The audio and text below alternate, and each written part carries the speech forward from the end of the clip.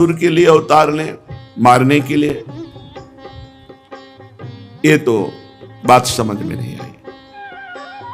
भ्रकुटी विलास सृष्टि लय हुई, ऐसे भगवान 10, 20, 50, 100, 200 असुरों को मारने के लिए आपको आना पड़े। एक पार्षद हैं सुदर्शन जी, उनको आदेश कर दें तो पलक झपकते पूरे विश्व को भस्म कर दें। भगवान श्री हरि के एक पार्षद हैं सुदर्शन जी, अगर नारायणास्त्र का संधान हो जाए तो संकल्प करते ही पूरी सृष्टि भस्म हो जाए।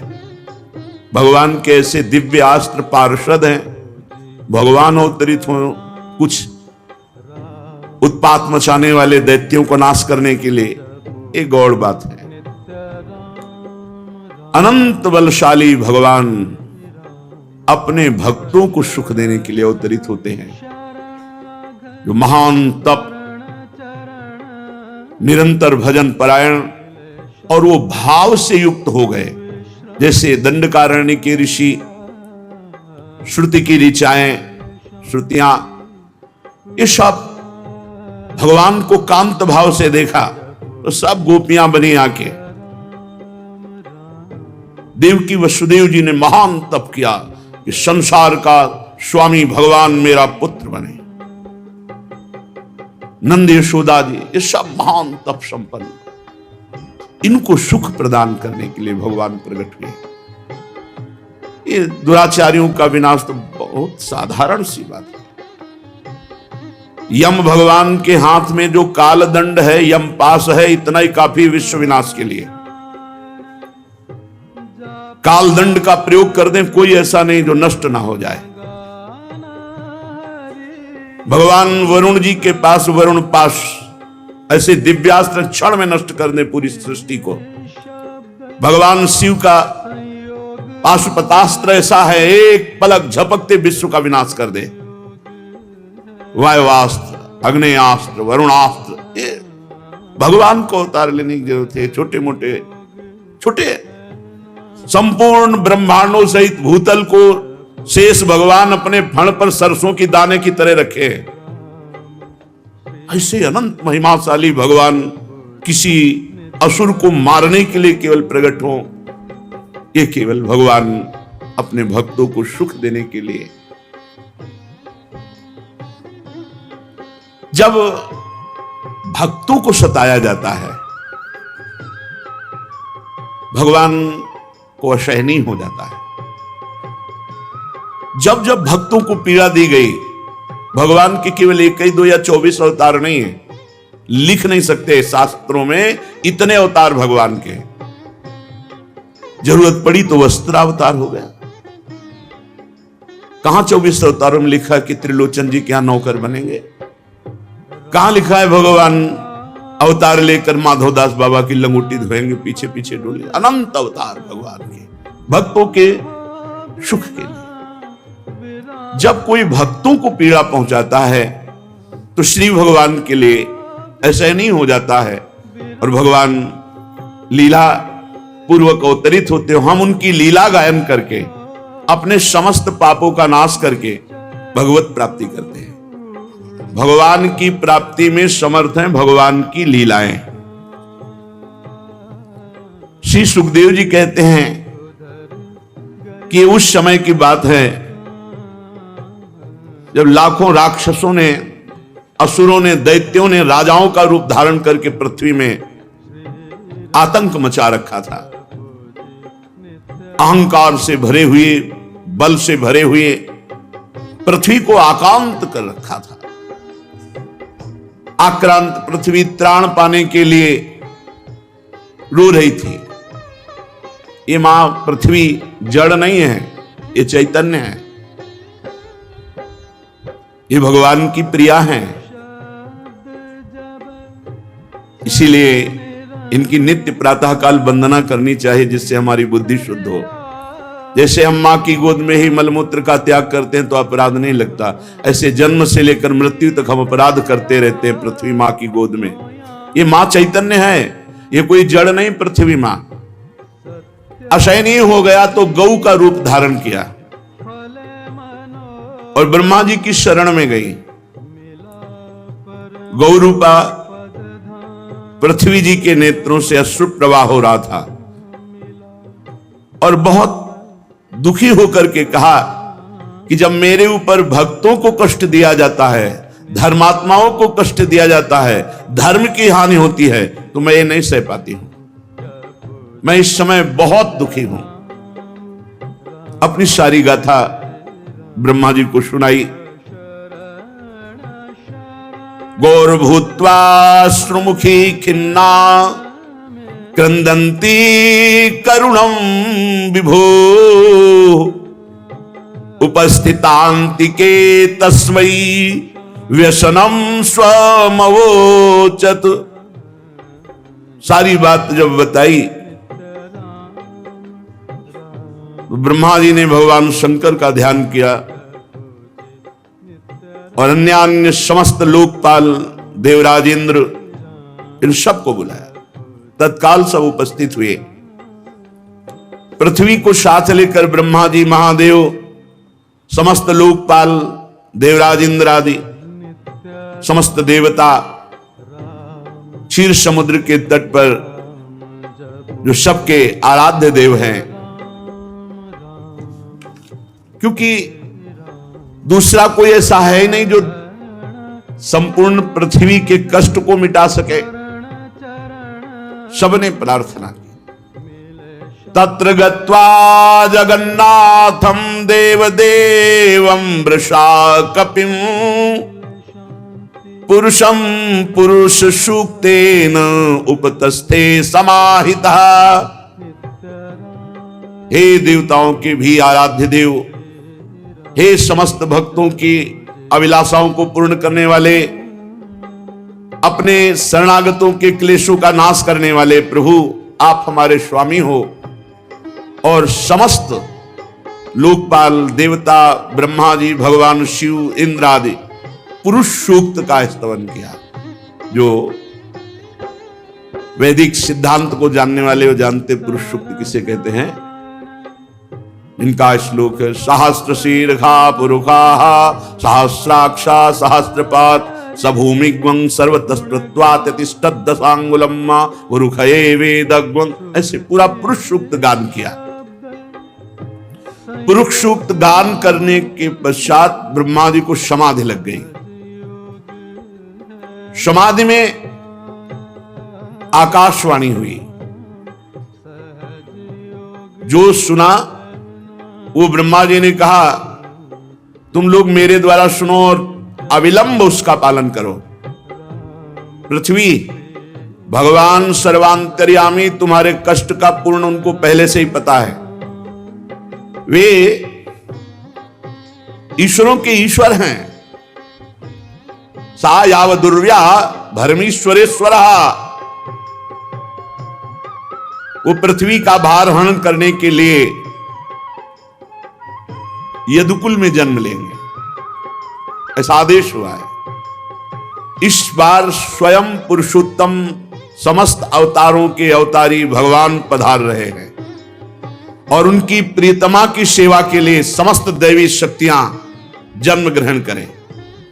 वासुदेव कलानंतः सहस्रवदनः स्वराट अग्रतो भविता देवो हरे प्रिय चिकीर्षया। स्वयं भगवान पधार रहे हैं, साथ में भगवान की अनंत महिमा से युक्त शेष जी भी पधार रहे हैं, जो बड़े भाई के रूप में अवतार ग्रहण करेंगे।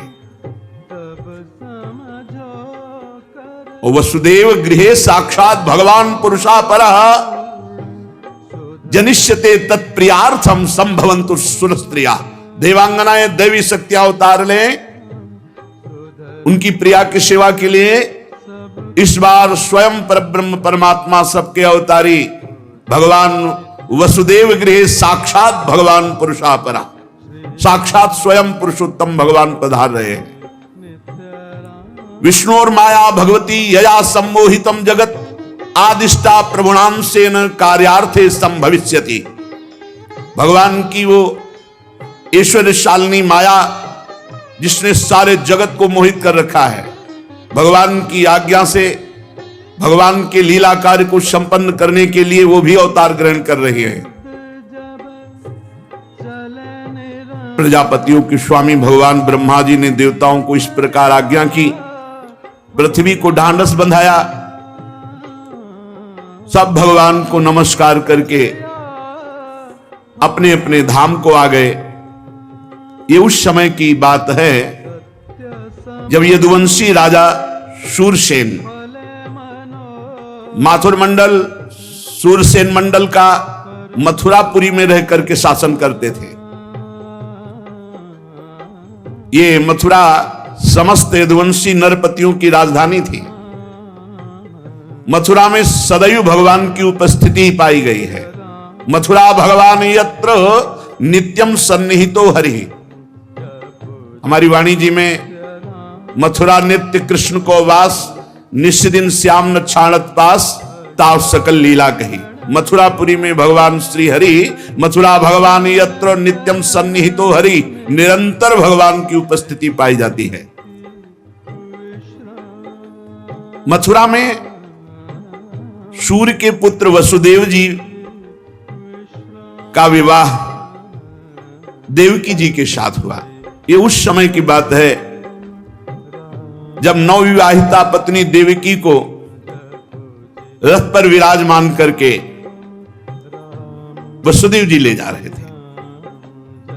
कंस बड़ा बलवान, स्वभाव में धूर्तता, वसुदेव जी से कहा मैं रथ हाँकूंगा, मेरी बहन है, और रथ के घोड़ों की लगाम पकड़ ली, स्वयं रथ हाँकने लगा। सैकड़ों सोने के बने हुए रथ चल रहे थे साथ में। देवकी के पिता थे देवक, अपनी पुत्री पर उनका बड़ा प्रेम था। देवकी जी को विदा करते समय उन्होंने स्वर्ण के हारों से अलंकृत 400 हाथी, 15,000 घोड़े, 1800 रथ और सुंदर सुंदर वस्त्राभूषणों से विभूषित 200 सुकुमारी दासियां दी।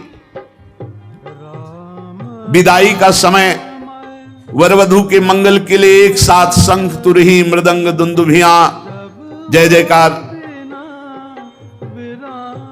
रथ चल पड़ा। जिस समय घोड़ों की लगाम पकड़कर कंस रथ हाँक रहा था, उसी समय स्पष्ट आकाशवाणी हुई, अरे मूर्ख, जिसको तू रथ में बैठाल कर लिए जा रहा है, उसकी 8वें गर्भ की संतान तुझे मार डालेगी।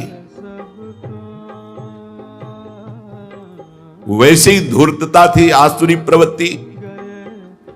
पथि प्रग्रहिणम कंस माभास्याः शरीरवाक् अस्यास्त्वाम अष्टमो गर्भो हंतायाम वहसे बुध। ऐ मूर्ख, जिसे तू बड़े प्यार से रथ में बैठाल कर ले जा रहा है, उसकी 8वीं संतान तुझे मार डालेगी। इत्युक्ता सा खलः पापी भोजानाम कुलपांशुनः। पापी स्वभाव, दुष्टता की सीमा नहीं रही। भोजवंश का कलंक। आकाशवाणी सुनते ही कूद पड़ा रथ से, तलवार खींच ली और बाल पकड़े देवकी के, मारने को उद्यत हो गया, गला काटने को। क्रूर तो था ही, पापी स्वभाव तो निर्लज्ज। ये देखकर दौड़ पड़े महात्मा वसुदेव जी और हाथ पकड़ लिया। वसुदेव जी ने कहा, राजकुमार राजकुमार, ये आपके लिए उचित नहीं है। श्लाघनीय गुणः सूरैर भवान भोज यशस्करः सा कथम भगनीम हन्यात् स्त्री मुद्वाह पर्वणि। अरे आप तो महाबलवान हैं, आप भोजवंश के होनहार वंशधर हैं, अपनी कुल कीर्ति को बढ़ाने वाले हैं, बड़े बड़े वीरों की सभा में आपका गुणगान होता है। ये निंदनीय कार्य आपको शोभा नहीं देता। पहले तो बहन, दूसरे स्त्री, तीसरे अभी अभी विवाह हुआ, आप कैसे मार सकते हैं? बीरवर वसुदेव जी बड़े ज्ञानी महात्मा हैं। ऐसी स्थिति में शाम दाम दंड भेद जैसे भी बचे, प्राणों को बचाना चाहिए। विनय कर रहे हैं, यद्यपि अंदर से बहुत बुरा लग रहा है ऐसे पापी पुरुष की विनय करना, पर इस समय बचाना है देवकी जी। कहा वीरवर आपके द्वारा ये उचित नहीं। और एक बात हम आपको बता दें, मृत्युर्जन्म बताम वीरो देहेन सा जायते अत्यवाब्द सतांते व मृत्युर्वै प्राणिनाम ध्रुवा।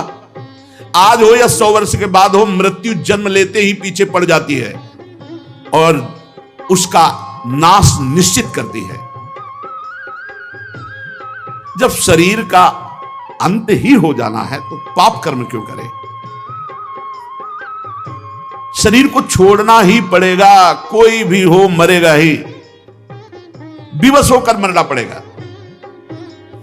महाराज, जैसे चलते समय मनुष्य को अगला पैर जमाने के लिए पीछा उठाना ही पड़ता है, ऐसे जैसे जोंक अगले तिनकों को पकड़कर पीछे को छोड़ती है, ऐसे ही प्रतिक्षण शरीर नाश हो रहा है, अवस्था बदलती चली जा रही, अपने को दिखाई नहीं दे रहा। ऐसे ही एक शरीर को छोड़कर दूसरे शरीर को जाता है।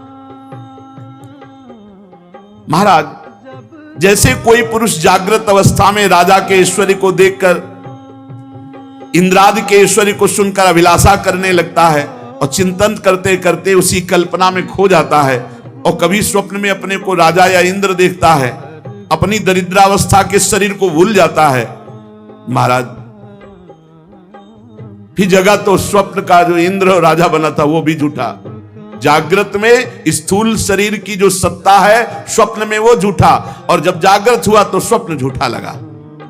महाराज, ये जीव कर्मकृत कामना और कामनाकृत कर्म के वश होकर बार बार जन्म, बार बार मरण को प्राप्त होता है। ये जीव का मन अनेक विकारों का पुंज है। शरीर के अंत समय में पूरे जीवन जो किया जाता है वही छा जाता है और वही अगला जन्म बनता है, वही प्रारब्ध कर्म बन करके फिर भोगना पड़ता है। महाराज, ये शरीर मैं हूं ऐसा मान करके बड़े बड़े पाप करते हैं लोग, फिर उनको जन्म, फिर मरण, ये दुख भोगना पड़ता है।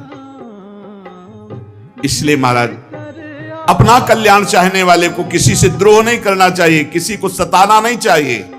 जीव कर्म के अधीन है, वही होगा जो होना है। जो यहां मनमानी आचरण करेगा तो यहां भयभीत रहेगा, मारा जाएगा और दुर्गति प्राप्त करेगा नरक में, फिर नारकी योनियों की प्राप्ति होगी। कंस, तुम महावीर हो, तुम्हें शोभा नहीं देता। छोटी बहन है, अभी बच्ची है, अभी ब्याह हुआ है, तुम्हारी कन्या के समान है, अभी मंगल चिन्ह नहीं मिटे शरीर से, अभी देखो ना कैसे ब्याह के सब, और आप उसका वध करना चाहते हैं, बिल्कुल उचित नहीं। वसुदेव जी प्रशंसादि शाम नीति भय आदि भेद नीति, कंस को बहुत समझाया पर वो क्रूर तो राक्षसों का अनुयायी हो रहा था, उसने बाल नहीं छोड़ा। वसुदेव जी ने देखा अब किसी भी तरह मृत्यु को टालना चाहिए। बुद्धिमान पुरुष जहां तक बने बल और बुद्धि का प्रयोग करके किसी भी तरह से पहले मृत्यु को टालना चाहिए। प्रयत्न करने पर असफल रहे तो कोई दोष नहीं, पर प्रयत्न करना चाहिए। किसी की भी अगर ऐसा दिखाई दे रहा है तो हम उसकी जान बचावें, हमारी मनुष्यता का पहला धर्म है। इसलिए इस मृत्यु रूप कंस को पुत्र दे देने की प्रतिज्ञा करूं और मैं देवकी को बचा लूं। यदि मेरे लड़के होंगे तब ये कंस स्वयं पता नहीं मर जाएगा, बचेगा कि नहीं बचेगा, क्या होगा। संभव उल्टा हो, आकाशवाणी ने कहा मेरा लड़का मारा तो मारेगा, पक्का मारेगा। विधाता के विधान को कोई टाल थोड़ी सकता है। इसलिए इस समय मुझे देवकी को बचाना चाहिए। अपनी बुद्धि के अनुसार ऐसा निश्चय करके हाथ जोड़कर कहा, महाराज आप बड़े वीर हैं, बड़े पराक्रमी हैं, बड़े प्रशंसनीय हैं। यद्यपि वसुदेव जी के हृदय में बिल्कुल पीड़ा हो रही थी कि ऐसे नीच की प्रशंसा नहीं करनी चाहिए, ये बड़ा क्रूर निर्लज्ज है और मुझे इसकी प्रशंसा करनी पड़ रही बनावटी शब्दों से। क्योंकि शाम नीति कहती है किसी के प्राण बचाना है तो उस समय दाम नीति, धन दे करके, भय दिखाकर, भेद दिखाकर किसी तरह प्राणों की रक्षा करनी चाहिए। अंदर हृदय जल रहा है पर मुख से बनावटी हंसी हंसते हुए कहा, आपको देवकी से तो कोई भय है नहीं। आकाशवाणी ने तो पुत्र से कहा, वो भी 8वें। सो मैं प्रतिज्ञा करता हूं, 8वां क्या, हर पुत्र लाके आपको दे दूंगा। परीक्षित, कंस जानता था वसुदेव जी प्राण दे सकते हैं पर वचन झूठे नहीं। वसुदेव जी सत्य वचन बोलते हैं, वो अपने प्राण दे सकते हैं पर अपने वचन झूठे नहीं कर सकते। और उसने भी विचार किया कि युक्ति संगत बात है, हमारे मृत्यु का कारण 8वीं संतान है, ना कि देव की। अब उसने केस छोड़ दिया। वसुदेव जी बहुत प्रसन्न हुए, बार बार उसकी प्रशंसा की और घर चले आए। देवकी जी बड़ी सती साध्वी थी, समस्त दैवी शक्तियां देवकी जी में वास कर रही थी। समय आने पर देवकी जी के गर्भ से एक एक पुत्र प्रकट हुआ, एक एक वर्ष के अंतराय में। पहले पुत्र का नाम था कीर्तिमान। एक एक कदम पे बड़ा कष्ट हो रहा था कंस की तरफ ले जाते हुए कीर्तिमान पुत्र को, क्योंकि पता था जाते ही मार देगा। ऐसा करते समय उन्हें बड़ा कष्ट हो रहा था, परंतु सत्य प्रतिज्ञ महापुरुषों को अपने वचन झूठे होने में जो कष्ट होता है उससे बड़ा कोई कष्ट नहीं। इसलिए अपने वचनों की रक्षा के लिए सत्य संध पुरुष बड़े से बड़ा कष्ट सह लेता है। जाकर कंस के सामने कीर्तिमान को, ये प्रथम पुत्र, और शांत। कंस ने देखा कि पुत्र के जीवन और मृत्यु में समान भाव वसुदेव जी का, ये तो सत्य में पूर्ण निष्ठावान है। बहुत प्रसन्न हुआ और हंसकर बोला, वसुदेव जी ये नन्हे नन्हे सुकुमार है, क्या मुझे मारेंगे? आकाशवाणी ने तो कहा था देवकी के 8वें गर्भ से जो संतान उत्पन्न होगी वही मेरी मृत्यु का कारण होगी। मुझे प्रथम से 7 तक से कोई मतलब नहीं, 8वीं लौट करके तो चले, पर प्रसन्नता नहीं थी कि दुष्ट है, पता नहीं कब किस समय इसकी बुद्धि बदल जाए। बालक को लौटकर वापस लाए। इधर भगवान देवर्षि नारद जी पहुंच गए और कहा, कंस एक कमल लिया जो 8 दल का था। कहा जरा गिनो इसमें 8वां कौन है? ये 8वां। हम कह रहे हैं यहां से शुरू करो, वो 8वां, यहां से शुरू करो। हर दल से गिनवाया तो हर 8वां हुआ। बोले देवताओं के चक्र को तुम नहीं जान सकते, कौन सा 8वां है? और सुनो, ये ब्रज में जो नंदगोप हैं और ये जो वसुदेव देव की वृष्णिवंशी हैं, ये कोई साधारण नहीं, ये सब दैवी शक्तियां हैं, सब बड़े बड़े देवता हैं। तुम्हारी सेवा में जो है ये सब देवता छुप करके हैं। और बतलाया कि दैत्यों के कारण पृथ्वी का भार बढ़ गया है और तुम्हारे वध की और सब दैत्यों के वध की पूरी तैयारी चल रही है। अच्छा, अब देख लेना, तुम्हें जैसा समझ में आए, हम तो जा रहे हैं। आग लगा दी। क्यों? क्योंकि ये पापी दया करेगा तो भगवान के अवतार में विलंब हो जाएगा। ये जब और पाप करेगा तो भगवान बहुत शीघ्र अवतरित होंगे। कंस को निश्चय हो गया कि अरे तो सब मेरे मारने का विधान बनाया जा रहा है। कमल में हर पंखुड़ी 8वीं थी, तो पता नहीं कौन सा पुत्र 8वां हो, और मेरे मारने वाला तो भगवान ही होगा, दूसरा तो कोई होगा नहीं। और वो किस में आ जाए, किस रूप में, पहले में कि दूसरे में कि तीसरे में? वसुदेव देवकी के लिए आदेश किया, तत्काल हथकड़ी बेड़ियों से जकड़ करके इनको कैद खाने में डाल दिया जाए और बहुत ही कठोर पहरा लगा दिया जाए। और जो पुत्र कीर्तिमान था मंगवाया, तुरंत उसे मार डाला उसको। वर्ष वर्ष में जो संतान होती मारता गया, उसे हर बार शंका बनी रहती, पता नहीं वो भगवान किन बालक के रूप में प्रकट हो जाए। परीक्षित, पृथ्वी में बात प्रायः देखी जाती है कि अपने प्राणों का ही पोषण करने वाले जो लोभी लोग होते हैं, वो चाहे राजा हो चाहे कोई भी हो, वो अपने स्वार्थ की पूर्ति के लिए माता पिता भाई बंधु किसी की भी हत्या कर सकते हैं। माता की, पिता की, भाई की, बंधु की, मित्रों की, इष्ट की, किसी की भी। ऐसे स्वार्थी पुरुषों से कभी मित्रता नहीं रखनी चाहिए, नहीं हानि ही होती है। और कंस को पूर्व जन्म की स्मृति थी कि वो महान बलशाली भयंकर कालनेमी राक्षस असुर था, और उसमें भी भगवान ने, विष्णु भगवान ने मारा था कालनेम को। अब वो समझ गया कि भगवान ही अवतार ले रहे हैं मेरे मारने के लिए, तो उसने यदुवंशियों से घोर विरोध ठान लिया। बड़ा बलवान था, रौंद दिया। यदु भोज अंधक वंश के अधिनायक अपने पिता को बंदी बनाकर कैद खाने में डाल लिया और सूरसेन का स्वयं राजा बन बैठा। कंस बड़ा बलशाली था, उसके बल से प्रभावित होकर जरासंध ने संबंध अपनी पुत्रियों का ब्याह कर दिया। अब तो और बल, फिर प्रलंबासुर, बकासुर, चाणूर, तृणावर, तघासुर, मुष्टिकासुर, अरिष्टासुर, द्विविद, पूतना, केसी, धेनुकासुर, बाणासुर, भौमासुर, ये सब मित्र हो गए कंस के। अब तो एक छत्र भूमंडल पर शासन, यदुवंशियों को जहां कोई दिखाई दे उनको नष्ट कर देना।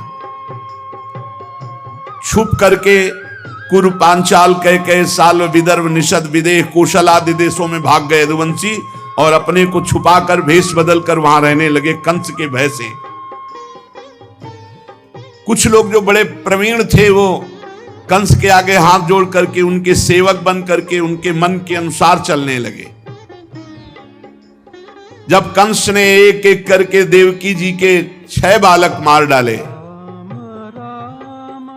तब देवकी के 7वें गर्भ में भगवान के अंश स्वरूप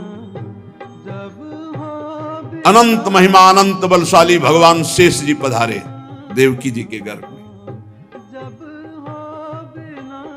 रामावतार में थोड़ी दिक्कत महसूस हुई लक्ष्मण जी को। जहां कुछ बात आती प्रभु के विरुद्ध तो सह नहीं पाते, और जहां उठने की कोशिश करते वही केवल इतनी बात कह दी विदेहराज जनक ने कि अब अगर हम ऐसा जानते कि पृथ्वी में कोई ऐसा वीर ही पैदा नहीं हुआ जो अजगरों को उठा लेता, तो मैं प्रतिज्ञा ही नहीं करता।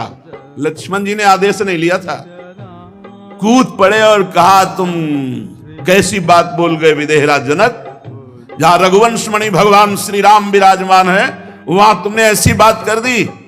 अरे पूरे ब्रह्मांड को उठाऊं, सैकड़ों योजन दौड़ करके ले जाऊं और कच्चे घड़े की तरह तोड़ दूं, इस पुराने पिनाक की क्या बात कर रहे हो? इसे तो कमल लाल की तरह अभी तोड़ दूं। भगवान का आदेश किया। भगवान बैठ जाओ। जे ही कोल भीलो ने बताया, महाराज चक्रवर्ती सम्राट महाराज दशरथ की संपूर्ण सेना और भरत शत्रुघ्न, हाथी घोड़े रथ रब्बास। लक्ष्मण जी, अभी राम जी कुछ बोल ही नहीं पाए। लक्ष्मण जी उठे और बोले मिलने आना था तो ऐसे वैभव से थोड़ी मिला जाता, इसका मतलब कुछ और सोचा। तो गलत सोच लिया भरत जी ने। तत्काल प्रत्यंचा खींच ली और कहा आज मैं दिखाऊंगा कि भगवान के दासत्व में कितनी बल है। भगवान श्री राम को चुप चुप शांत हो जाओ, तुम क्या समझते हो अयोध्या का राज्य भरत के मन में लोभ पैदा कर सकता है, कहीं क्षीर समुद्र में खटाई फाड़ सकती है क्या? अरे त्रिभुवन का राज्य मिले तो भी भरत जैसे प्रेमी के हृदय में किंचन मात्र प्रलोभन नहीं। अरे माताएं आ रही इसलिए पूरी प्रजा आ रही, पूरी सुरक्षा है इसलिए। तब लक्ष्मण जी, कई जगह ऐसा होता जहां वो भगवान की सेवा के लिए उठते। इस बार का नहीं महाराज, आप बड़े नहीं बनोगे, बड़े हम बनेंगे और अपनी मन की बात करेंगे। तो भगवान शेषा बहुत प्यार करते हैं, बहुत प्यार करते हैं भगवान श्री हरि को, अपनी गोद में शयन कराते हैं। गौर वर्ण के ये गौर श्याम जोड़ी ही है। शेष सैया पे हैं तो कर्पूर की तरह गोरे हैं शेष भगवान, कोई काले नहीं है। श्याम वर्ण के भगवान उन पे शयन करते हैं। जब अवतार लेते हैं तो गौर श्याम जोड़ी ही रहती है। अगर बड़े भाई के रूप में होते तो राम जी को रोक देते, वनवास नहीं जाने देते, पर बड़े राम जी थे। इस बार बड़े भाई बन के आए, अपने प्रभु को सुख प्रदान करने के लिए आज्ञा करूंगा। नहीं, ऐसा नहीं तो मानना पड़ेगा आज्ञा। अनंत भगवान जब 7वें गर्भ के रूप में देवकी के उदर में पधारे, बड़ा आनंद। पर देवकी जी को लगा कि कंस इसे भी मार डालेगा, इसलिए वो रुदन करने लगी। विश्वात्मा भगवान ने देखा कि माता को बहुत दुख है और यदुवंशियों को कंस सताए ही जा रहा है, तो अपनी योग माया का स्मरण किया और योग माया को आदेश किया देवी कल्याणी, तुम ब्रज में जाओ, वह प्रदेश ग्वालों और गौओं से सुशोभित है। वहां नंद बाबा के गोकुल में वसुदेव जी की पत्नी रोहिणी गुप्त रूप से निवास कर रही। उनकी और भी पत्नियां कंस के डर से गुप्त स्थानों में रह रही। इस समय मेरा महान अंश, जिसे अनंत शेष जी कहते हैं, देवकी के उदर में गर्भ रूप से विराजमान है। तुम जाओ वहां से उस गर्भ को रोहिणी के उदर में रखो। मैं स्वयं आ रहा हूं। अब विलंब सा आने जा रहा, अब विलंब नहीं सा जा रहा। 7वां जो गर्भ है वो रोहिणी के गर्भ में, और मैं अब स्वयं आ रहा हूं। अब मैं समस्त ज्ञान बल आदि अंशों के साथ देवकी का पुत्र बनूंगा, और नंद बाबा की पत्नी यशोदा के गर्भ से तुम प्रकट हो। योग माया को आदेश किया, तुम समस्त कामनाओं को पूर्ण करने में समर्थ और वरदान देने में समर्थ होगी। मनुष्य तुम्हें अपनी समस्त अभिलाषाओं की पूर्ण करने वाली जानकर धूप दीप नैवेद्य अन्य प्रकार की सामग्रियों से तुम्हारी पूजा करेंगी। पृथ्वी में तुम्हारे नाम होंगे दुर्गा, भद्रकाली, विजया, वैष्णवी, कुमुदा, चंडिका, कृष्णा, माधवी, कन्या, माया, नारायणी, ईशानी, शारदा, अंबिका। इन बहुत नामों से तुम पुकारी जाओगी। कुमुदा, चंडिका, कृष्णा, माधवी, कन्यकेति च, माया, नारायणी, सानी, शारदेत्यंबिकेति च। और देवकी के गर्भ में से खींचे जाने के कारण शेष जी को संकर्षण नाम से पुकारा जाएगा। लोक रंजन करने के कारण राम, और बलवानों में महान बलशाली होने के कारण बलराम कहे जाएंगे, बलभद्र कहे जाएंगे। जब भगवान ने इस प्रकार आदेश किया, जो आज्ञा, ऐसा भगवान की शक्ति योग माया भगवान की आज्ञा सिरोधार करके भगवान की परिक्रमा की, और जैसा भगवान ने कहा था वैसा ही किया। जब योग माया ने देवकी का गर्भ ले जाकर रोहिणी के उदर में रख दिया, तब समस्त द्वारपाल और सब जगह खबर पहुंच गई, गर्भ नष्ट हो गया। देवकी, किसी को आंतरिक पता तो है नहीं। नगरवासी बहुत कि बेचारी के 6 तो मार डाले गए और 7वां गर्भ नष्ट हो गया। हाय, कितना कष्ट देवकी को है।